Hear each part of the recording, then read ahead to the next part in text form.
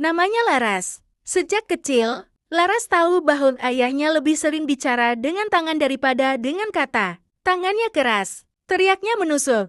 Dalam rumah itu, Laras tumbuh bukan dengan kasih, tapi dengan ketakutan. Ibunya hanya bisa diam. Menangis pun tak terdengar karena terlalu sering dibungkam kenyataan. Suatu malam ketika Laras masih kelas 5 SD, ayahnya pergi dan tidak pernah kembali. Tak ada salam, tak ada maaf, hanya pintu yang dibanting dan jejak luka yang tak pernah sembuh. Dan sejak malam itu, Laras diam. Tapi di dalam dirinya, kerinduan tumbuh tak terkendali. Ia merindukan sosok yang tak pernah menjadi pelindungnya dan di saat yang sama, ia membenci bayangan lelaki yang membuatnya takut pada dunia. Waktu berjalan, Laras tumbuh jadi gadis cerdas tapi kesepian. Saat SMA, ia bertemu dengan Ari, kakak kelas yang dewasa, perhatian, dan sabar. Ari seperti membawa kehangatan yang selama ini tidak pernah Laras dapatkan. Dia membelikan Laras es krim di kantin saat Laras lupa bawa uang. Dia menjemput Laras pulang ketika hujan deras datang tiba-tiba.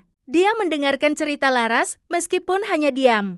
Laras jatuh cinta. Tapi bagi Laras, cinta ini lebih dari sekadar cinta. Ari bukan sekadar pacar. Dia adalah ayah yang seharusnya. Tempat bersandar. Tempat merasa aman. Ari tahu sebagian luka Laras. Tapi tidak pernah benar-benar mengerti betapa dalamnya trauma itu menggerogoti. Dan Laras tidak pernah bisa menjelaskannya dengan jujur. Saat Laras masuk Universitas Impian di luar kota, hubungannya dengan Ari berubah. Jarak membuat segalanya terasa dingin. Tapi bukan jarak geografis yang paling berat, melainkan jarak hati yang perlahan tumbuh.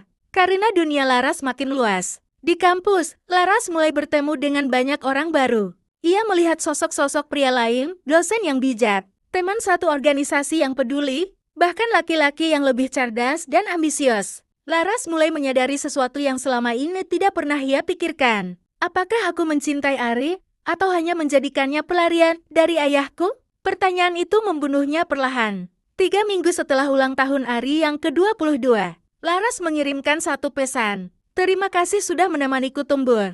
Tapi aku ingin berdamai dengan diriku sendiri, bukan terus lari darinya lewat kamu. Tanpa penjelasan panjang, tanpa air mata, Laras memutuskan segalanya. Ari hancur, tapi Laras pun tak lebih baik. Karena dibalik ketegasannya, Laras sadar meninggalkan Ari bukan karena ia tidak sayang. Tapi karena ia tahu, selama lukanya belum sembuh, dia hanya akan terus mencari ayah dalam cinta.